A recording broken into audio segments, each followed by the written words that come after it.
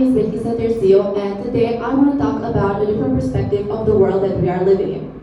Firstly, I want you to think of all of the things that you've accomplished so far today. For example, getting ready for school, greeting your parents or your teachers, and doing basically anything else.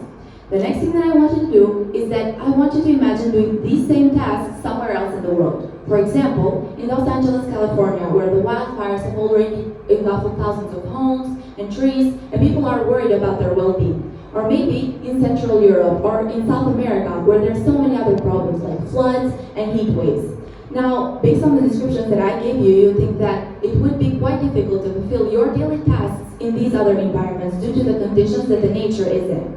What I want to illustrate through this example is that just because it is not our reality doesn't mean that it's not happening. And just because it's happening thousands of kilometers away from here doesn't mean that it does not affect us, because it is our collective responsibility to take care of the environment. I know that you may think that we're young and we don't have the power to change anything about the world, but I want to tell you that even the small actions that we take in our daily life can make a big change. These small actions can be things like planting a small tree in our backyard or in a pot in order to help with deforestation, or maybe collecting the trash around our house so we can live in a healthier environment, or maybe daily habits like choosing to use public transport instead of private cars whenever we have the option to choose between the two. These are all things that we can do in order to help with the environment.